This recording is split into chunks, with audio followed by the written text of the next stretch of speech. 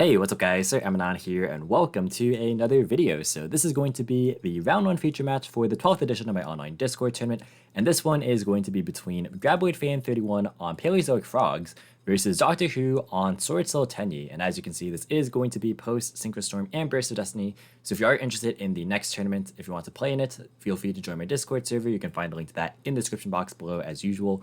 But let's not waste any more time and get started with this matchup here without any further ado. So it looks like we see the Paleozoic Frog player winning the RPS there, and they're opting to go first. And the opening hand going first for Paleo Frog is going to be Lost Wind, Backjack, Ronin Totem, Reasoning, and Rise to Full Height. So you can see this is kind of the more mill-oriented build, probably playing like Card Trooper with Reasoning and stuff, and Rise to Full Height as just an additional defensive metric, just to make sure that you don't get OTK'd. So it really just kind of depends on how many Paleos get milled off Reasoning and what you can hit off of it, but overall pretty reasonable hand, I'd say. And then the opening hand for Swordsoul Tenyi going second is going to be Goldsark, Longyun, Cross-Up Designator, Moye, and Appears. So this is a pretty decent hand. No hand traps, but it's pretty fine against this matchup here. And a lot of ways to kind of push, Longyun being a good extender as well. Goldsark's an interesting choice. It can banish stuff like Sudden Shift to get an extra token if you need the extension past like a negation on your starters, for example. So in general, I think this is pretty good. So they're going to start things off with Reasoning. That's going to force the opponent to declare 1, blind, not knowing the matchup here. And they're going to hit, that is 2 Paleos plus a Swap Frog. So that is probably best case scenario, to be honest. Swap Frog gets its effect on Summon here to dump a copy of Dupe Frog.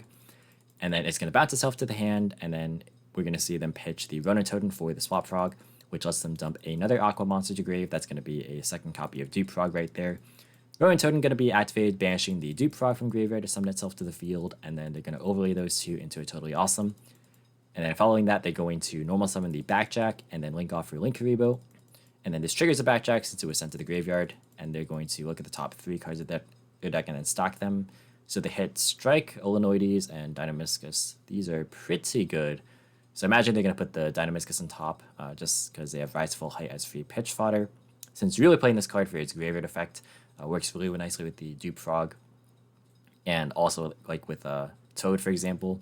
Because if you guys aren't familiar, the on-field effect is like not the most relevant, but it doubles the monster's defense basically until the end of the turn, and then becomes 0 afterward. But the most relevant effect is the graveyard one, where you can make it so that your opponent has to attack a monster that you target with this card.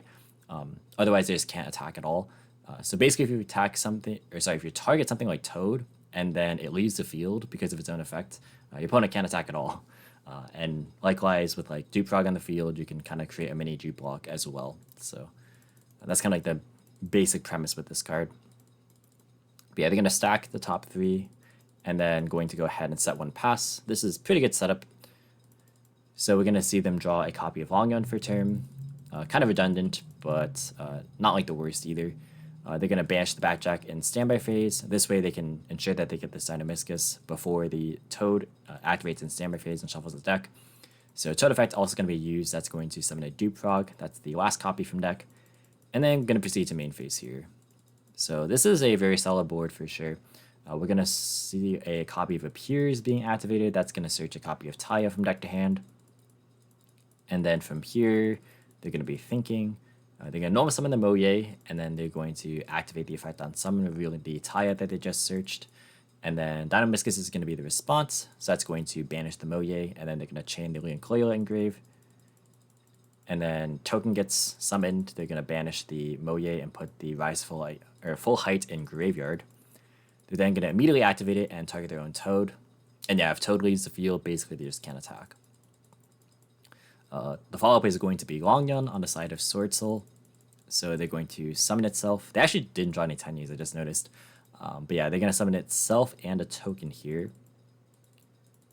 And they're not going to do anything, even though Baroness could come down here. Just because, yeah, Baroness can't really attack anything, and anything that it tries to pop is just going to get negated by Toad anyways. So yeah, not really fearing the Baroness right there. And actually, he's just going to go into Chungying instead. So this works pretty nicely with the Goldsark. They can try and banish something, or banish resources instead. And this can't be destroyed by card effects, so it's pretty good against Toad. So just stay on the field, which is not too bad. Well, not that it can't be destroyed by card effects, but it protects itself, I should say. Longyon going to burn for 1200, and then the Gold Sark is going to be activated. That's going to go and banish the Sudden Shift from deck. And then, yeah, you get to Chain Block as well. So you can go Chainlink 1, Changing, Chainlink 2, Sudden Shift, which is pretty good. And then Chainlink 3 going to be Lost Wind. And that is pretty devastating because now this can be, this can't protect itself anymore. Dynamiscus is going to be Chainlink 4 as well. So token going to be summoned, and that is going to probably just be game right here. They're going to pass, going to draw Imprint for turn. Toad going to activate in standby phase. That's going to summon out Swap Frog from deck. Swap Frog going to bin a copy of Ronin Totem. And then going to kind of style here, it looks like. So they're going to overlay for Obabinia. Obabinia effect is going to go and search for a copy of Morella. They're then going to activate Morella here since Obabinia is on board. It turns your traps into spells, or your Paleo traps into spells. So going to go and bring back Canadia off that as well. Going to send another copy of Rise to Full Height. And then they're going to overlay for the Anomalocaris. And then they're going to go Battle Phase, attack into a token, Link Rebo attack token, Anomalocaris detach to pop the Changying, which is still negated. Toad attack for 2200, and then main phase 2, they're going to go into Downard, and then Zeus. And then end phase, they're going to pass. So pretty good. They have Toad, they have 2 Zeus Sends. It's a pretty simplified game state as well. They draw Shatana for turn. This is a one that a lot of people aren't playing right now, but it's pretty interesting for its graveyard effect. So if a face-up non-effective monster you control is destroyed by battle or card effect, you can banish this from your hand or grave, then target one of those destroyed monsters. You special summon it back, and then you can non-target destroy monster your opponent controls. So pretty decent. Works with like Sudden Shift. If you pop like a Monk, for example, you can get value off of that. So definitely not bad. Just a less common choice than like the resource looping of like Adhara, Ashuna, and like the removal of Ashuda. But yeah, they're going to go and summon out Taya, which they knew about. They're going to go and banish the Dragon Sword appears. And then Toad's going to be activated in response to negate it. And they're going to set it. And then Toad going to add back Swap. And yeah, this should just be game for sure. They're going to set Cross out and pass. They're going to draw another copy of Backjack for turn. Obabinia effect in main phase is going to go and search for Olenoides.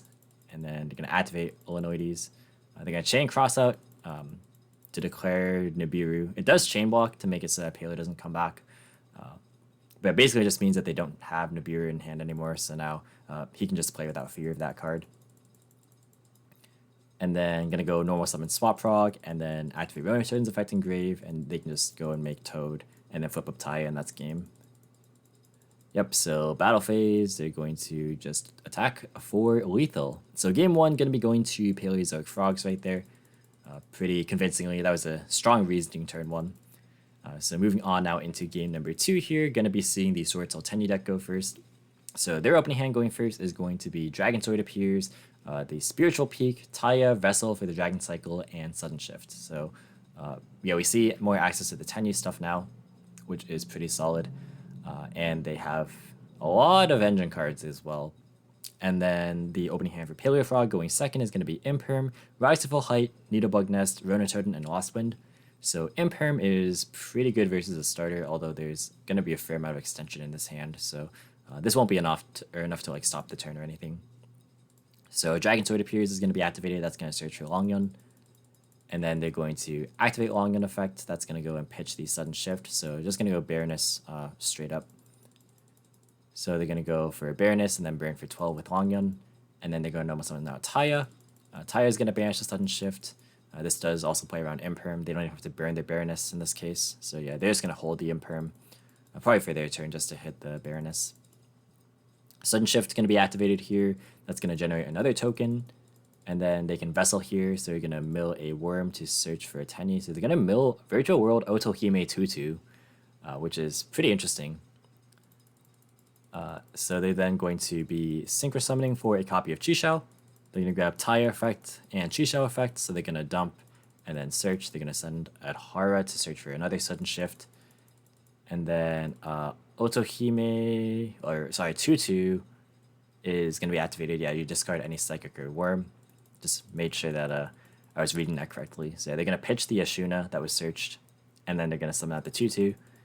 And then Ashuna is going to be activated. So this locks you into level 3 higher monsters like all the VWs, but it shouldn't matter here. So you're gonna summon out Shatana here, which is nice because it is a level 4.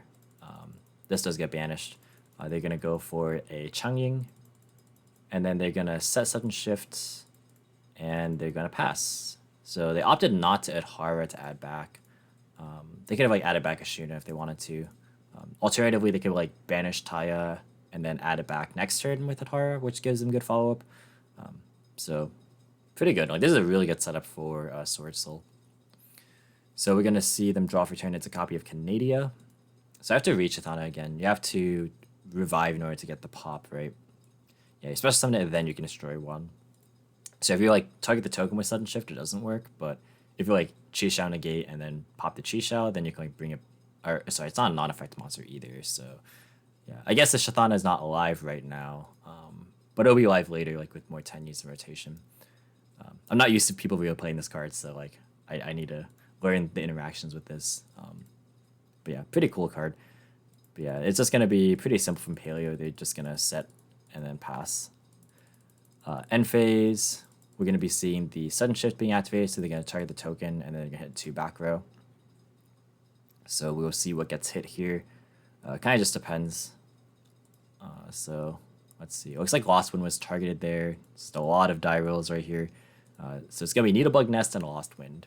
So not hitting any of the Paleos, which is pretty good. So they're gonna draw for turn. They're gonna draw for Shuda. If they wanted to, they could have like end phase Chi Shell to negate their own Baroness and then trigger the Changying, so they can banish like another card and then they can hit the Lost Wind out of grave. But yeah, they're gonna draw for turn, and then they're gonna proceed to main phase. So they're gonna switch the Changying to attack position, and then they're gonna Baroness to pop a card. They're gonna chain Rise to Full Height. I think that was one that was targeted. Let me just make sure real fast. Yeah, they pointed at the Rise to Full Height, so they're gonna activate it. So they're gonna target. So they're gonna chain it and then target, I think, the Baroness there.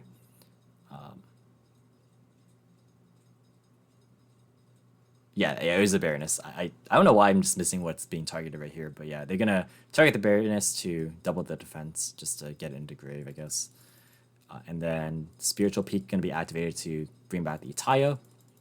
And then they're going to just submit defeat right there. Yeah, so 2 cards left, and they have a negation live. So that is pretty good for Swordsoul. So now we're gonna move to game 3, where it looks like Paleofrog is gonna be going first in this game. And so their opening hand going first is going to be Lost Wind, Double Morella, Swap Frog, and Solemn Strike. So yeah, not as good as game 1, but has a lot of back row, which is what you want to be seeing generally with this deck. And then the opening hand for Swordsoul Tenyi is going to be Vishuda, Nahata, which I actually have to read, Adhara, Feather Duster, and Longyun. Oh, Feather Duster is going to be real nice here. So this one, what does it do in grave? When attack is declared involving your face-up non-effect monster and an opponent's face-up monster, you can banish this card from hand or grave. That opponent's monster loses 1500 attack until the end of this turn. I feel like this one is honestly not very good. Yeah, I understand running Shathana because it is level 4, which you can summon off like Ashina, which can kind of help with like synchro plays with the token. Just in case like your monsters get cleared, like your Sword Souls get cleared, like we saw in game 1 for instance. But yeah, that one has like a much more relevant effect than this one does. But regardless, Feather Duster is it's gonna go in here. They're gonna know summon out Swap Frog and then use the effect to send Rodent Totem. They're then gonna set 4 and pass. They probably should have just bounced this to hand, unless they wanted to use. Oh no, they didn't open Rise to Full Height. But they could send it with Morella, I suppose, which is fair. Yeah, I guess that's what their plan is. Okay. Reasonable. Yeah, they're going to activate it. It's standby phase here. They're going to send Rise to Full Height, and yeah, they're just going to target the Swap Frog. Yeah, that makes a lot of sense. So basically, they can't get OTK this turn. They're going to activate Feather Duster. Pretty good. They're going to go activate Morella. They're going to chain the Morella in grave. And it's nice because like this kind of makes it so that the weakness of summoning like all your Paleos on your opponent's main phase, like it gets circumvented, because usually the problem is that they just get cleared in battle phase, but like this makes it so that can't really happen. But yeah, they're gonna go ahead and they didn't actually resolve Morella here. They were supposed to send another trap, but I don't think it's gonna matter too much here. There's no interruptions against the full board or full hand rather. So that, yeah, the Vishuda going to be activated. That's going to be summoning itself. And then they're going to go for Longyun. They're going to pitch the Nahata. That's going to summon itself in a token. They can then go for Baroness. And then they're going to go and burn for 12. They're going to chain a Lost Wind. And then looks like they're going to then be thinking they're going to normal summon a Hara and then synchro for a Chixiao. They're going to go and activate Chixiao's effect. That's going to grab a Sudden Shift. And then they're going to activate Baroness. That's going to pop the Lost Wind that's set. And Balphase is going to hit the Swap Frog. And then they're going to set Sudden Shift and pass. They can't attack this, of course, because Rise to Full Height. So, yeah, not too bad. So they're going to draw for turn its copy of the Dino-Miscus. Burn Totem effect is going to banish it, or the Swap Frog. They're going to chain Baroness and negate it. And then that's going to be the end of the game, yeah, because they can Sudden Shift in the end phase. And then that would, it's not like game necessarily, but it's going to be hard to play from this position. They could also like Baroness to bring back a monster, like bring back the Chixiao if like they pop it, which is pretty good. But yeah, unfortunate that Harpy's Feather Duster kind of just ended the game immediately, but that is sometimes the problem with trap decks. Although but Rarest of Destiny, you can play cards like King of the Sky Prison. I don't remember what its TCG name now is. They changed the name again. But yeah, that card is pretty decent in like certain trap decks. Not sure about this one in particular, but I think in decks like Eldritch that can play stuff like Fusion Destiny, it's pretty good because you can like threaten Fusion Destiny by just setting it, and your opponent like has to clear your stuff now. So yeah, that card could be pretty interesting for like those backer heavy strategies. But yeah, this is gonna be the round 1 feature match. So thanks guys for watching. Please like, comment, and subscribe, and I will catch you in the next video. See you guys.